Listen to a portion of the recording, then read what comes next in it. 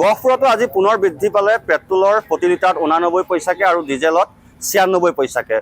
সপ্তাহটোত প্ৰায় 3বাৰকৈ বৃদ্ধি পালে পেট্ৰল ডিজেলৰ মূল্য। মই আছোঁ গহপুৰৰ পেট্ৰল পাম্পত আৰু বিভিন্নজন ইয়াত তেল ভৰাবলৈ আহিছে। আচলতে সৰ্বত্ৰে প্ৰতিক্ৰিয়াৰ সৃষ্টি হৈছে। আচলতে মধ্যবিত্ত শ্ৰেণীৰ লোকসকলৰ যি বাজেট তাত যথেষ্ট অসুবিধা হৈছে। টেম্পু চালক এগৰাকী পাইছোঁ দাদা, পেট্ৰলৰ আৰু ডিজেলৰ দাম আজি আকৌ পুনৰ বৃদ্ধি পালে। গতিকে আপুনি দৈনিক টেম্পু চলোৱা মানুহ। হয়, আমি এতিয়া কি ক'ম, এতিয়া আমি ডেইলি ৰাতিপুৱা ওলাই আহোঁ, টকা 200-300 টকা তেল ভৰাবই লাগে। আগতে যদি 500 টকাত টেংকি ফুল হৈছিলে, আজিকালি 1400 টকাত তেল ভৰালেও টেংকি ফুল নোহোৱা হৈছে। এতিয়া ক'বলৈ গ'লে পেট্ৰল ডিজেলৰ দাম এনেকুৱা বাঢ়িছে আৰু গেছৰটোতো কথা ক'বলৈই নাযাওঁ।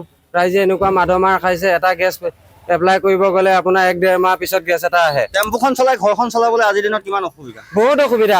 কিমান বুলি ক'বলৈ ভাষা নাই। আমি দিনটো গাড়ীখন চলাই টকা 500 পাওঁ, টকা 500ত আমি 300 টকা তেলেই ভৰাওঁ। ইফালে গোট আছে, ফেমিলি পৰিয়াল আছে, ল'ৰা ছোৱালী আছে, স্কুল আছে, পঢ়িবলগীয়া আছে, বহুতখিনি জেমেলা থাকে। কিন্তু আমি চলাব পৰা নাই, আমি বহুত কষ্টত আমি চলাবলগীয়া হৈছে।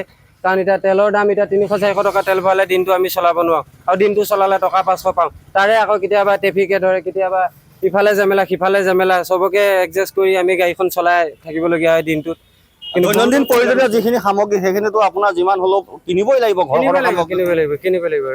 এতিয়া দিনটো গাড়ীখন চলাই আমি তেলখন হওক, নিমখখন হওক, শাক পাচলিকেইটা হওক, এইকেইটা আমি কিনিবই লাগিব। দৈনন্দিন আমাৰ এইটো খাদ্যই যেতিয়া আমি কিনি খাবই লাগিব।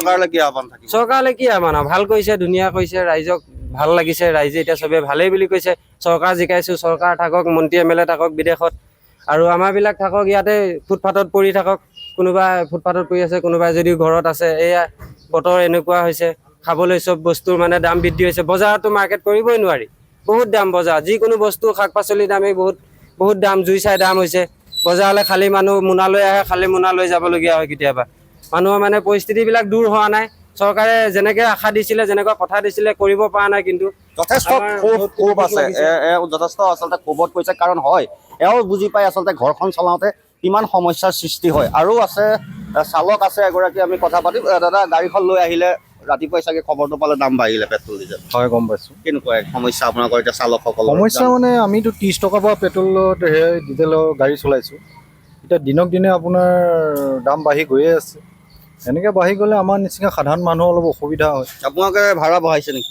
ভাড়াটো বঢ়োৱা নাই বৰ্তমানলৈকে, আৰু ভাড়াটো বঢ়াব লাগিব। নবঢ়ালেতো আমাৰো কথা আছে। দৈনিক কেনেকুৱা সমস্যা হয়? ঘৰখনত এখন বাজেট থাকে নিৰ্দিষ্ট। সমস্যা ডেইলি গাড়ী চলাই টকা 500 পাওঁ, ইমানেই। আৰু তাতে আপোনাৰ তেল পুৰে, 300মান তেলেই পুৰে, আৰু 200 টকা এটা লৈ জিন্দগী চলি থাকোঁ।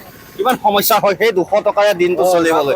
স্কুলীয়া ল'ৰা ছোৱালী আছে, ঘৰত বেমাৰ আজাৰ হয়, মবিলৰ খৰচ আছে, গাড়ী কাগজ আপটুডেটৰ কথা আছে, বহুত আৰু প্ৰব্লেম। মধ্যবিত্ত শ্ৰেণীৰ লোকসকল আচলতে এতিয়া কিমান সমস্যাত পৰিব? সকলোতে যেতিয়া মূল্য বৃদ্ধিৰ জুই লাগিছে, কিমান সমস্যা হ'বগৈ এখন ঘৰ চলোৱা?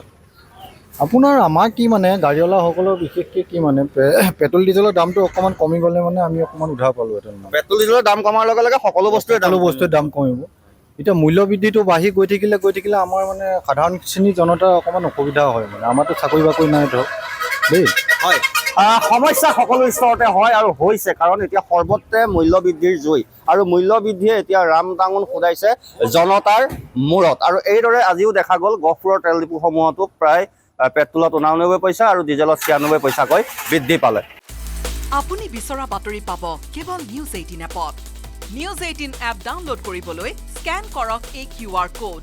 গুগল প্লে ষ্টৰতো পাব এই নিউজ 18 এপ।